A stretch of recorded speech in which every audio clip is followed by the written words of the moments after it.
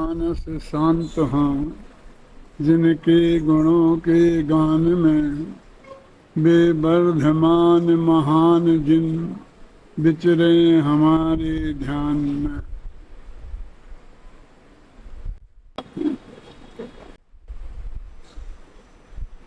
फिर कहना चल रहा है कि आत्मा का अनुभव कैसे होता है। जैसे कि ये अभी मुनिराजों में देखने में आ रहा ना, सतराचाल के समाचार यहाँ वहाँ से आ रहे हैं और जो बहुत चिंता के विषय हैं। ऐसे हमारी मोक्षु समाज में भी सभी को आत्मानुभव करना है।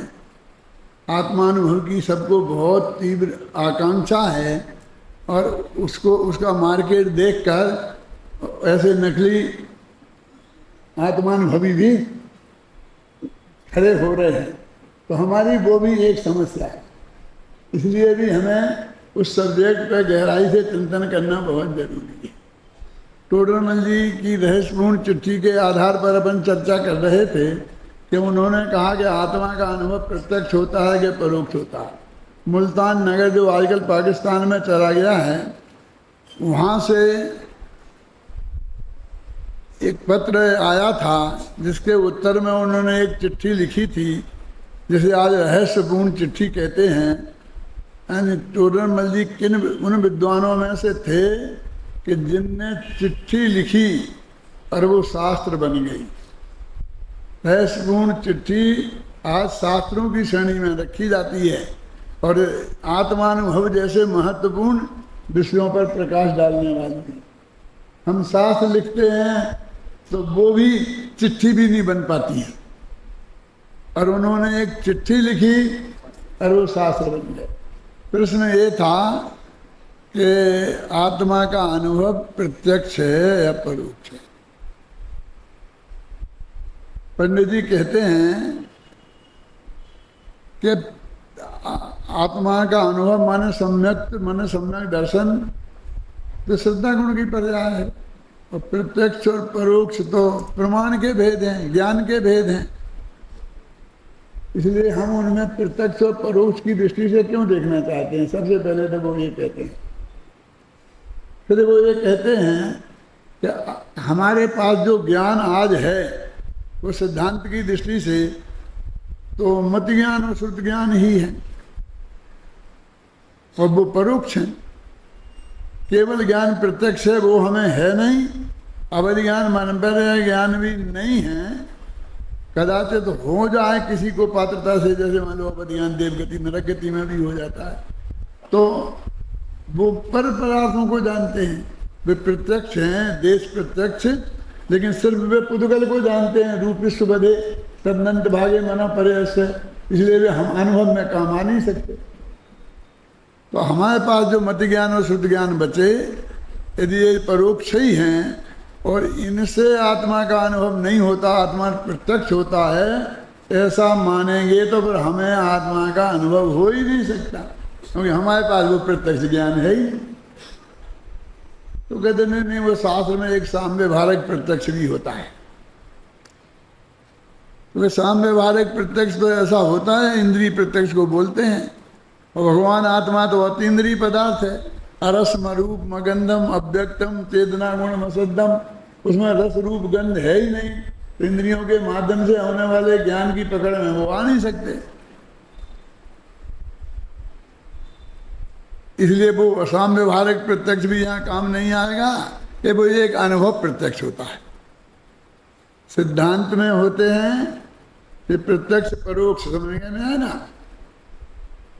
न्याय शास्त्र में होता है साम्यवहारक प्रत्यक्ष भी, और अध्यात्म शास्त्र में अनुभव प्रत्यक्ष की भी चर्चा है। तो कहते वो अनुभव प्रत्यक्ष तो अनुभव का प्रत्यक्ष होता है, आत्मा का प्रत्यक्ष नहीं होता। आत्मा के अनुभव करने में जो अतीन्द्रिय आनंद की कणिका जगती है, जो अतीन्द्रिय आनंद आता है, उसका ज्ञान होता है। वो उसे हम प्रत्यक्ष क्यों कहते हैं? पंडित जी कहते हैं क्योंकि वो किसी दूसरे ने नहीं कराया है, वो दूसरे के सहयोग से नहीं हुआ है, बिल्कुल अपने अंदर से ही हुआ है। इसलिए हम उसे प्रत्यक्ष कहते हैं। तो आनंद का प्रत्यक्ष हुआ, आत्मा का नहीं हुआ। आत्मा तो जो हमने आगम से जाना था और उसी का हमने अपना उपयोग केंद्रित किया था, उससे आत्मा का अनुभव होता है। तो अपनी जो पंक्तियां चल रही थी, कल अपन ने पढ़ी थी कि यहाँ पर तो आगम अनुमानादिक परोक्ष ज्ञान से आत्मा का अनुभव होता है। बहुत स्पष्ट शब्दों में लिखा है, क्योंकि ये बताना बहुत जरूरी है। हमारे पास जितने पैसे हैं और कोई चीज़ उतनी सीमा में नहीं आती हो, तो हमें पता चले कि हमारे पास तो 5 रुपये हैं और ये चीज़ तो 5 लाख से कम में नहीं मिलेगी, तो हम निराश हो जाते हैं ना। तो हम कहें प्रत्यक्ष वो तो केवल ज्ञान है, वो तो हमारे पास है नहीं, हमारे पास तो मति ज्ञान शुद्ध ज्ञान है, और आत्मा हमें इससे दिखेगा नहीं, तो हम निराश ना हो जाए। एक बच्चा एक खिलौने की दुकान पे गया, उसके पिताजी ने उसे आज जेब खर्च के लिए 5 रुपये दिए थे। अभी हिंदुस्तान के जो पापा हैं ना, उनकी हैसियत इससे ज़्यादा नहीं है, ये 5 रुपये से ज़्यादा नहीं दे सकते अपने बच्चे को। 5 रुपये तक तो आ गए हैं। अपने ज़माने में तो पैसा मिलते थे, रुपये की तो बात ही नहीं सोचते थे, क्यों? 5 रुपये उसके पिता ने दिए। अरबपति होगा तो बेचारे छोटे बच्चे को तो 5 ही रुपये देगा। वो बच्चा बड़ा हो गया, छाती पर बैठ के चाहे 5 करोड़ ले जाए, वो बात अलग है। वो 5 रुपये उसके पास थे और वो एक खिलौने की दुकान पे गया, एक खिलौने को देखकर इतना रींझ गया कि उसे देखता ही रहा, उस पे से निगाह हटा ही नहीं। वो देख रहा था खिलौने को और दुकानदार देख रहा था बच्चे को, और बच्चे को नहीं, बच्चे के खिलौना देखने को देख रहा था कि कितनी रुचि पूर्वक ये बच्चा इस खिलौने पे रींझ गया है, कितनी गहराई से दृष्टि जमा कर इसे देख रहा है। बच्चा रींझ गया था खिलौने पर और दुकानदार रींझ गया बच्चे पर के, वो बच्चे के देखने पर।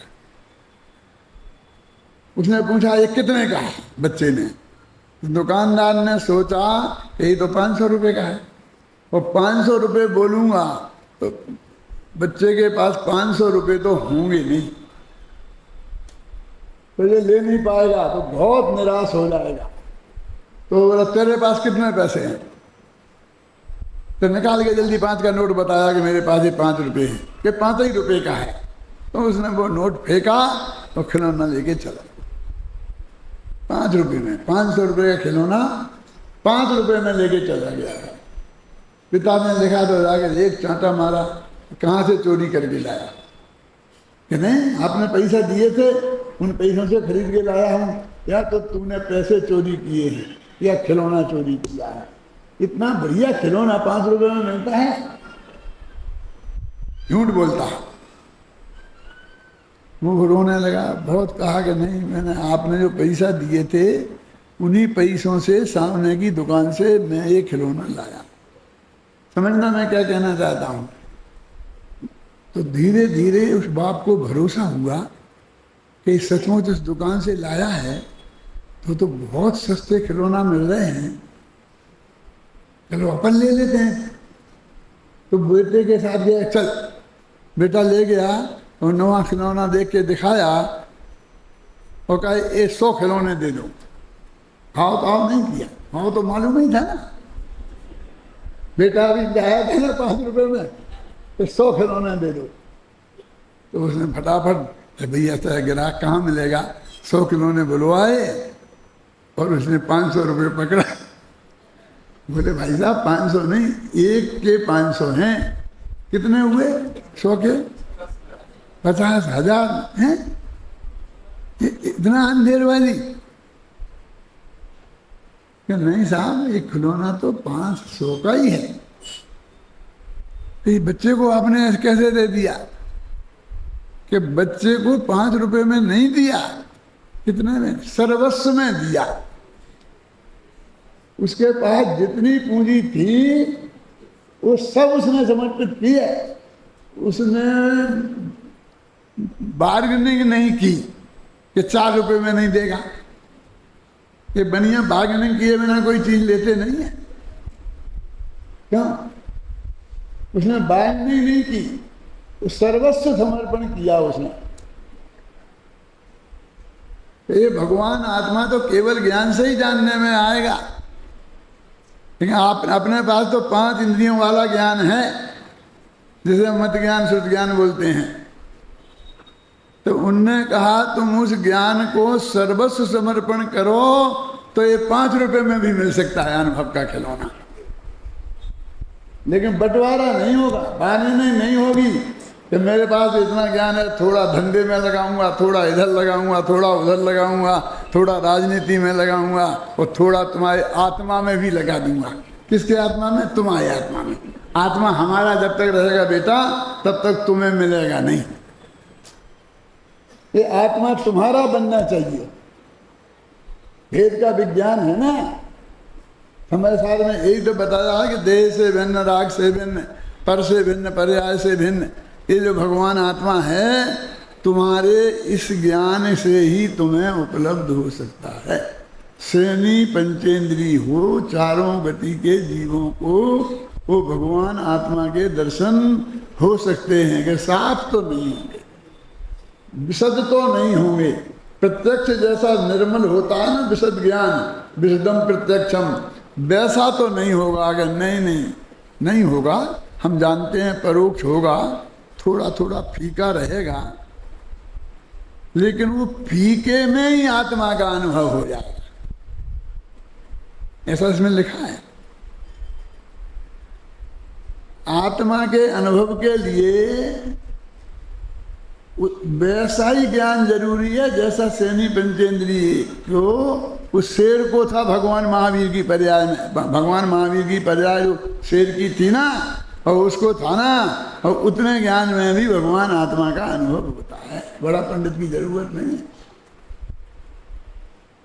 लेकिन बड़े पंडित को नहीं मिलेगा उतना। क्यों? वो बाप को नहीं मिलेगा 5 रुपए में खिलौना। वो लड़का कोई मिलेगा, बाप को नहीं मिलेगा। क्यों?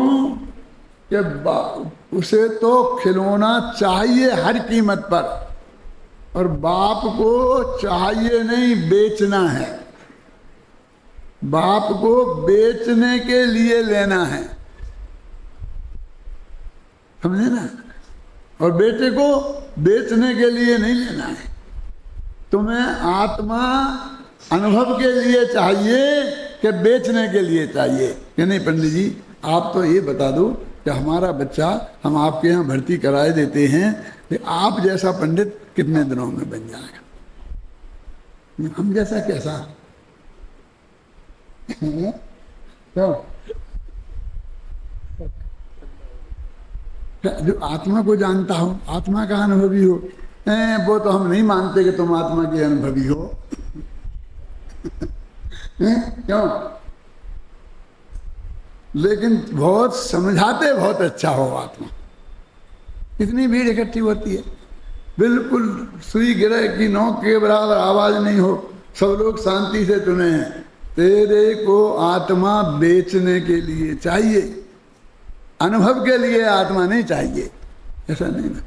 यदि तेरे को अनुभव के लिए चाहिए तो शेर जैसा अंतर मुहूर्त में मिल सकता है, और बेचने के लिए चाहिए तो 5 साल का कोर्स है। बोलो कर दे क्यों? आत्मा का अनुभव होता है ना, शेर की पर्याय में भी होता है ना। कभी कभी मैं कहता हूँ, हमने देखो यहाँ पर पंडित ये लगा रखा फोटो एक सामने, तो शेर है, ये भगवान महावीर है। 2 मुनिराज सामने खड़े हैं, इधर इधर इधर। हाँ है ना। मैं अपने विद्यार्थियों को बताता हूँ, अभी परीक्षा में जाएंगे, मेरे करीब 500-700 विद्यार्थी जाते हैं, तो वो कहते हैं दादा वहाँ जाते हैं तो कहीं 50 आदमी बैठे होते हैं, कहीं 25 आदमी बैठे होते हैं, आदमी नहीं आते हैं। उनका बेटा ये सभा देखो, ये कैसी सभा है? एक श्रोता और 2 वक्ता, मुनिराज जैसे दो वक्ता और एक श्रोता, वो भी आदमी नहीं, शेर। और शेर भी कहते हैं सोता हुआ सांप और शिकार खाता हुआ शेर सबसे ज्यादा खतरनाक होते हैं। उन्हें बीच में छेड़ना नहीं चाहिए, नहीं तो वे तुम्हें छोड़ेंगे नहीं। तो शिकार खाता हुआ शेर है, हिरण को फाड़ कर आधा खा के पेट में चला गया, आधा एक और मुंह में पड़ा है, हाथ खून से रंग रहे हैं, आधा सामने पड़ा है। और आकाश मार्ग से दो मुनिराज आए। शेर ने बुलाया होगा, प्लेन से बुलाया होगा, टिकट के पैसे भेजे होंगे, क्यों बिना निमंत्रण के आए पंडित जी? दो दो मुनिराज उस एक शेर को समझाने के लिए दो दो मुनिराज आकाश मार्ग से आए। अंदर की तैयारी थी तो कोई अब को उपदेशक खोजने नहीं पड़े, किसको बुलाएं, किनके पास जाएं। वे तुम्हारे पास आकाश से उतर के आएंगे। ये वही शेर है जो मारीच की पर्याय में था और भगवान ऋषभदेव के समोषण में विराजता था, उनका श्रोता था और उनके साथ दीक्षित हुआ था। वो 4000 राजाओं में ये भी था, उनका पोता था, रिश्तेदार भी था। और बाप जिसका चक्रवर्ती और दादा जिसके तीर्थंकर और चाचा जिसके गंधर, क्यों? और उसकी समझ में वो ऋषभदेव से नहीं आई। बोलो क्या करें, क्योंकि उपादान की तैयारी नहीं थी। इससे बढ़िया निमित्त तो दुनिया में कोई दूसरा हो नहीं सकता। ऋषभदेव से बढ़िया निमित्त क्या मिलेगा? बोलो, नहीं आई समझ में तो नहीं आई। और शेर की पर्याय में वहां कोई उपदेश आने का, समझाने को आने को तैयार था। अरे वो तो देख के ही भाग जाए, क्यों? अपन लोग तो है ना, 7 भय से रहे, सब पे भय, विप्य मुक्का सम्मा दिष्टि, क्यों? अब एक चूहा निकला ना यहाँ से, सबके सब उठ के भगेंगे। कभी सुनो सुनो शांति से, मुझे कोई नहीं सुनने वाला है मेरी, ना ये प्रवचन वचन छोड़ छाड़ के भगेंगे इससे। तुम शेर की बात करते हो, हम तो ऐसे पहलवान हैं। तो इस शेर की पर्याय में कौन आए उन्हें समझाने? बोलो।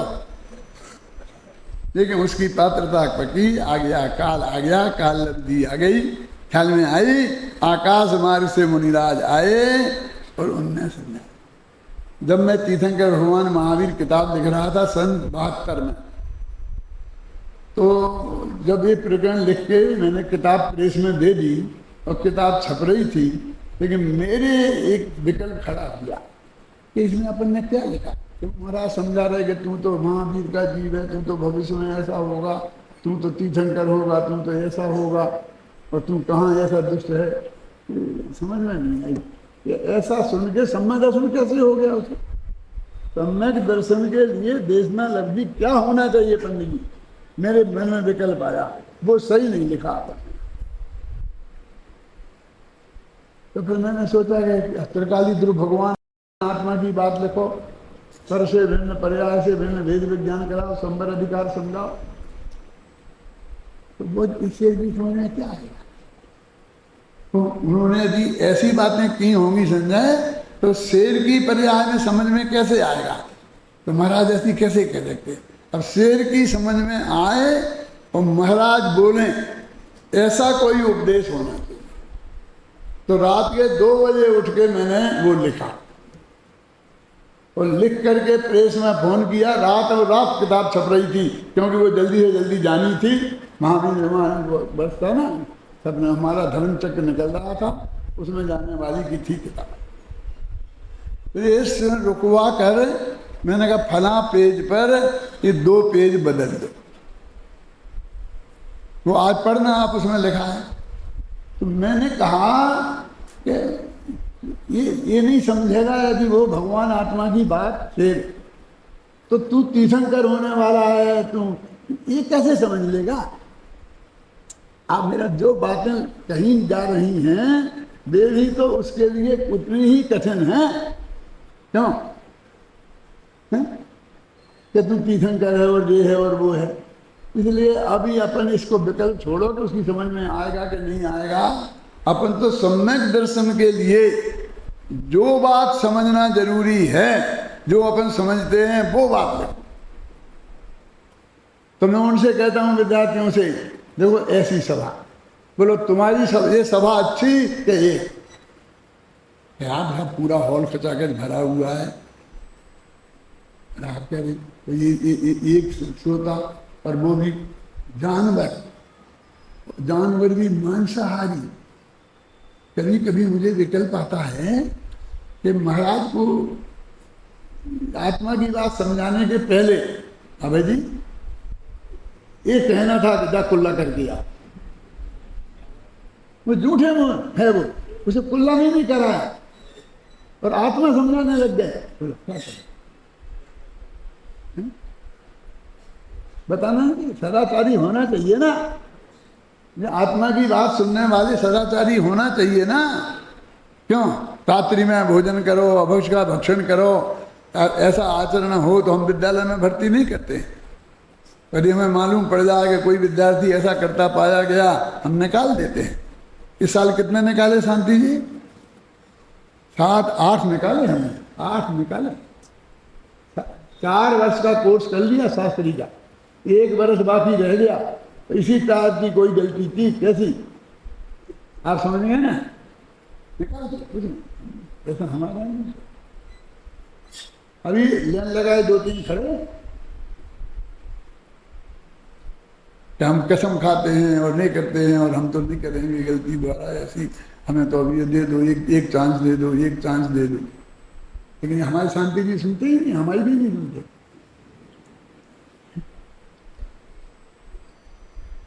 तो मैंने कहा कि उनने कैसे, अरे भाई जब आत्मा की बात आएगी तो तुम तो कह रहे हैं मुंह धो के आ, वो तो सारे जीवन को उसने मांस मदिरा छोड़ दिया फिर ने, और उसके छोड़ना इतना आसान नहीं था, क्योंकि उसके आंत और दांत मांसाहार के योग्य हैं, शाकाहार के योग्य नहीं है।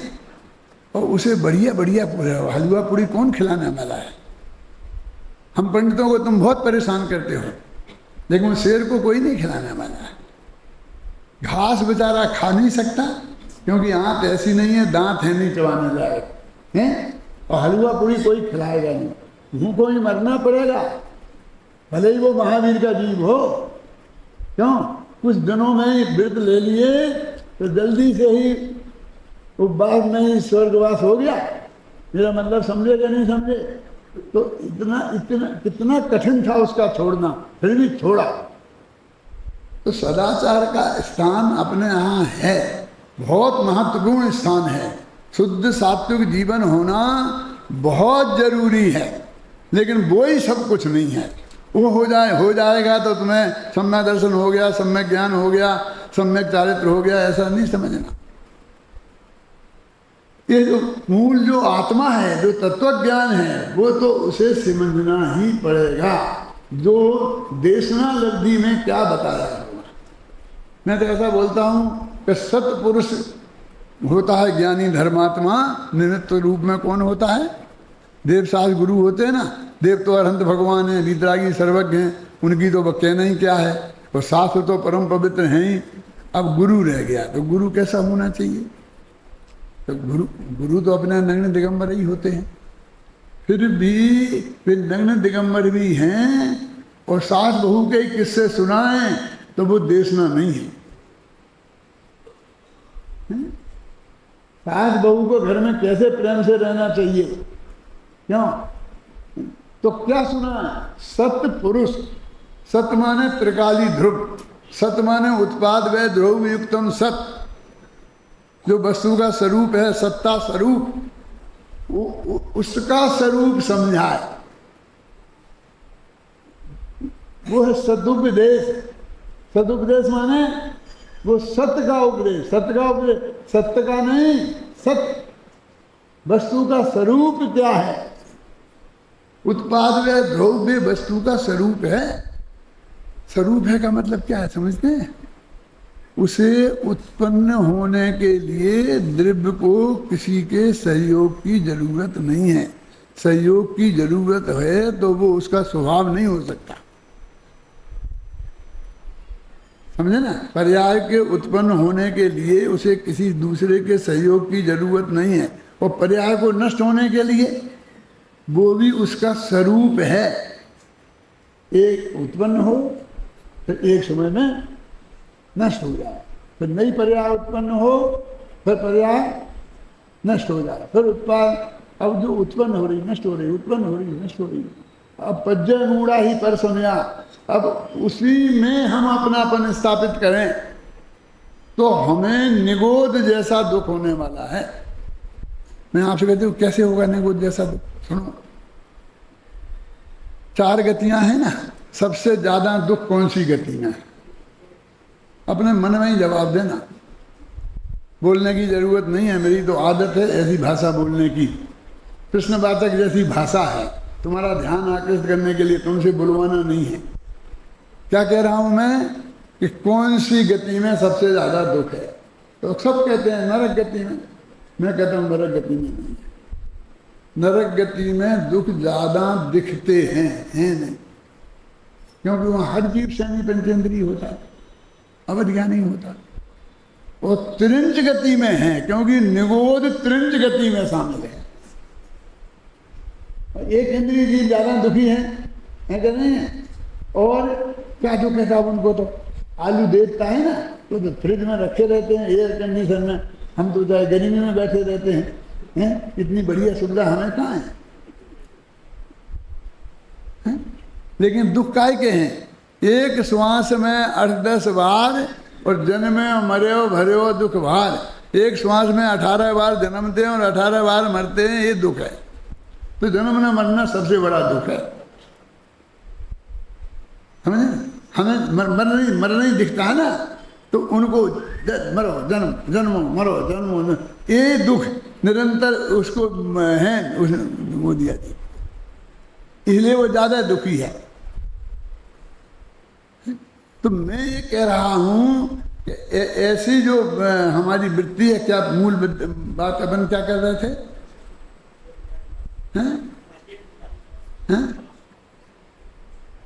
हाँ, पज्जय मूढ़ा।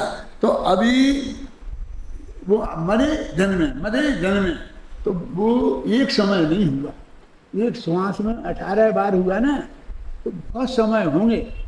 तो 336 क्या होता है ना, इतने हजार, इतने 36 जैसे कुछ भाव होते हैं ना अंतर्मूर्त में। समझ गए तुम मैं क्या कहना चाहता हूं? वो एक समय का नहीं है, हर समय नहीं मरण जन्म नहीं है।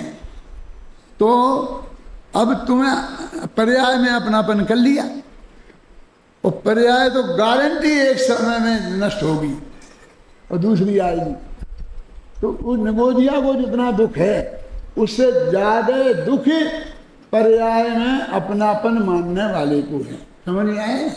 निगोदिया से ज्यादा दुख है पर्याय में एकत्व बुद्धि। अब ये दुख कैसे मिटे? क्या उपाय है बोलो? एक ही उपाय है कि ये मैं नहीं। एक तो ये है उसे स्थायी करें, हम उसे मरने नहीं दें, हर समय पर्याय को बदलने नहीं दें, तो वस्तु का स्वरूप बदलें, तो वस्तु नित्यानित्य नहीं रहेगी, उत्पाद व ध्रुव वाली नहीं रहेगी अभय जी, तो वो तो हम बदल नहीं सकते हैं। तो क्या करें कि उत्पाद व ध्रुव, उत्पाद व मैं नहीं हूं, मैं तो ध्रुव हूं, मैं तो परम पारणामिक भाव स्वरूप हूं, मैं तो है ना 10 न्याय है ना, द्रव्यार्थिक न्याय। कौन सा? परम भावग्राही शुद्ध द्रव्यार्थिक न्याय का विषयभूत जो भगवान आत्मा है वो मैं हूं, अथवा परम शुद्ध निश्चय न्याय का जो विषय है वो आत्मा मैं हूं। अब वो अनादि अनंत है, तो कभी मरण नाम का उसमें चीजें ही नहीं है, उसमें किसी समय नष्ट होने की चीजें ही नहीं है। आप समझ? पर्याय 2 पक्ष है ना, द्रव्य पक्ष और पर्याय पक्ष, द्रव्यार्थिक न्याय और पर्यायार्थिक न्याय। तो द्रव्य पक्ष में कभी बदलना नहीं है और पर्याय पक्ष प्रति समय बदलना है। देखो द्रव्य तो नित्य है ही, पर्याय भी नित्य है। क्या कहते? पर्याय नित्य है, वो तो महाअनित्य है। नहीं, पृथ्वी समय बदलेगी, अनादि काल से लेकर अनंत काल तक। ये बात पक्की और नित्य है कि नहीं? नित्य बदलेगी कि नहीं? बदलना भी नित्य, गजब तो है। नहीं बदलना भी नित्य और बदलना भी नित्य। जैसे कहते हैं ना कि तुम्हें आत्मा, ये आत्मा कितना पुराना है, कितना नया है। मैं कहा तुम्हें पुराना पसंद है कि नया? कि क्यों, ये बताने की क्या जरूरत है? क्यों? कुछ चावल पुराने पसंद किए जाते हैं, कोई चीज़ नई पसंद की जाती है ताज़ी। कुछ कहते हैं ना गेहूँ ताज़ा खाओगे तो दस्त लग जाएंगे, क्यों? वो नहीं खाओ, ऐसा चलता कि नहीं चलता है? तो तुम्हें क्या चाहिए? आत्मा कैसा चाहिए बोलो, पुराना कि नया? यदि पुराना चाहिए हो तो इतना पुराना है, इतना पुराना है कि जितनी कोई भी दुनिया की वस्तु जितनी पुरानी है उससे कम पुराना आत्मा नहीं है, ठीक है? और नया चाहिए, एक समय पहले ही बदला है, एक समय पुराना भी नहीं है, नित्य नया है। बोलो, नया होकर के भी पुराना है और पुराना होकर के भी। ये बदलना भी स्वभाव है भाई साहब, और नहीं बदलना भी स्वभाव है। और जो स्वभावो न अपेक्षते, स्वभाव पर की अपेक्षा नहीं रखता। कि नहीं राग पैदा होगा तो कर्म का उदय निमित्त होगा, हम तो कहते नहीं होगा। लेकिन राग पर्याय है ना, वो अलग टाइप की है, और उत्पाद में पर्याय है वो अलग टाइप की है। एक पर्याय है और एक पर्याय का क्या कहेंगे, विकृति, क्या बोलते उसे? पर्याय यानी क्या पैदा हुआ, पैदा होना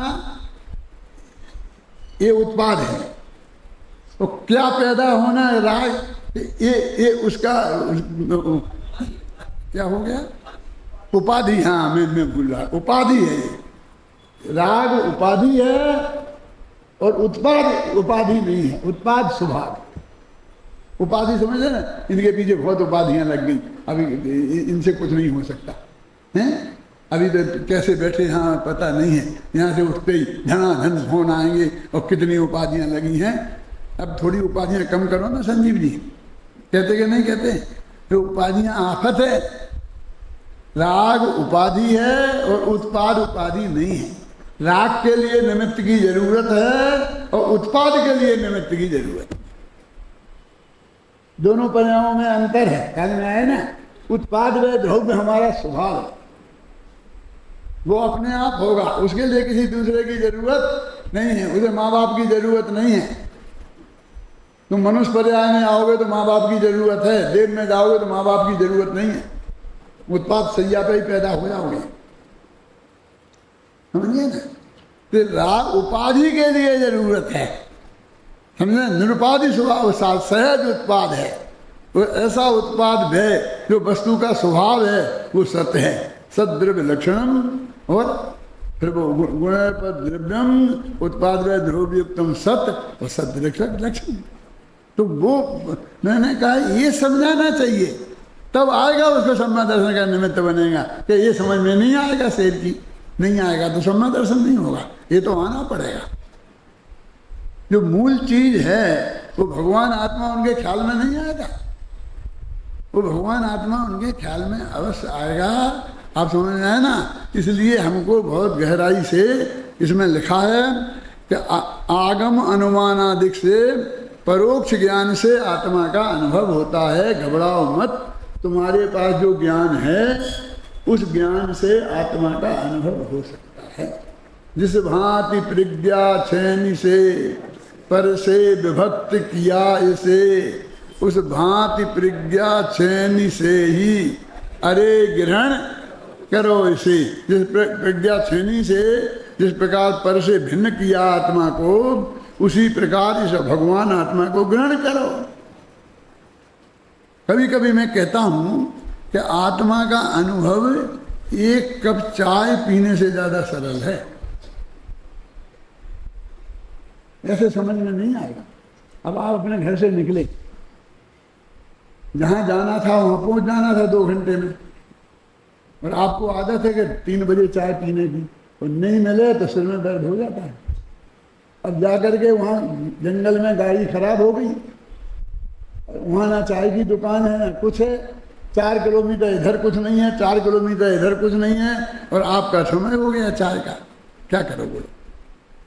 वहाँ 1 कप चाय चाहिए हो तो चाय चाहिए, दूध चाहिए, पानी चाहिए, स्टोव चाहिए, तेल चाहिए, बत्ती चाहिए, और सब कुछ है, और एक माचिस की तीली नहीं है तो खत्म।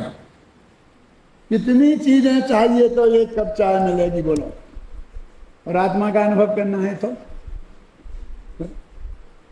जिसका अनुभव करना है वो भी तुम, जिसे अनुभव करना है वो भी तुम, वर्तमान ज्ञान पर्याय को अनुभव करना है वो भी तुम, त्रिकाली ध्रुव का अनुभव करना है वो भी तुम। क्या तस्वीरें खुदा की हृदय के आईने में है, जब चाही गर्दन झुकाई देख ली। तो क्या बात करते हो, ये तो मुसलमानों की बात है। हमें कोई खुदा मुदा की तस्वीर देखना है क्या? खुदा की तस्वीर, खुदा भी नहीं, खुदा की तस्वीर देखेगी, इस भाव हमें नहीं पुसाता है। क्या तुम घबराओ नहीं, ये तो मुसलमानों की बात है। हम तो ये कह रहे तुम्हारा भगवान आत्मा तुम स्वयं हो, किसी दूसरे के आत्मा के दर्शन का नाम सम्यक दर्शन नहीं है। सिद्ध के आत्मा का नाम दर्शन सम्यक दर्शन नहीं है। अरहंत भगवान के आत्मा का दर्शन का नाम सम्यक दर्शन नहीं है। तेरा जो भगवान आत्मा है उसी के दर्शन का नाम सम्यक दर्शन है, और कोई दूसरा करे तेरे दर्शन, उसका नाम सम्यक दर्शन नहीं है। कितने जीव रोजाना मेरे दर्शन करने आए तो मुझे सम्यक दर्शन हो जाएगा। कितने लोग मेरे चरण छुए तो मुझे सम्यक चारित हो जाएगा। चरण छुए ना, होगा नहीं होगा ना। अपना भगवान आत्मा जिसे जानना है वो भी अपन, और जो जानेगा वो भी अपन, दोनों ही अपन। कोई पराधीनता नहीं है, रंज मात्र भी पराधीनता नहीं है, बल्कि उल्टा है। कि कोई समझाए तो क्या दिक्कत है? अरे समझाएगा तो आत्मा में नहीं जा पाऊंगा, उसकी बात सुननी पड़ेगी। वो तो मैं समझ गया मेरे आत्मा को, अब तुम्हारे समझाने से तो क्या होगा? अब तुम विघन खड़ा करोगे या नहीं करोगे? अरे तुम समझाओ और वो सुनो नहीं, तुम हमारे ज्ञान के भी गे बनोगे तो विघ्न हो। जब आत्मा का अनुभव करना है ना, तो पर माने अरहंत सिद्ध सब, यदि हमारे ज्ञान के भी गे बनते रहेंगे तो उस समय आत्मा का अनुभव नहीं होगा। आगे पीछे बने तो बहुत ही बढ़िया बात है, उनने ही बताया है रास्ता, हमें उनके ही बताए रास्ते पर है, उनकी पूजा भी करेंगे, भक्ति भी करेंगे, लेकिन एक समय तो जो वो अनुभव का काल है उस वक्त तो उनको अलग रहना पड़ेगा। हमारे ज्ञान के गे भी नहीं बन सकते, नहीं बनना चाहिए। कितना सरल मार्ग है, कितना सहज मार्ग है। ये जो वस्तु का स्वरूप है, सत स्वरूप, वो हमारे ख्याल में आए और हम इस मति ज्ञान से ही हम उसे जाने तो हमारी पर्याय में आत्मा का अनुभव हो सकता है।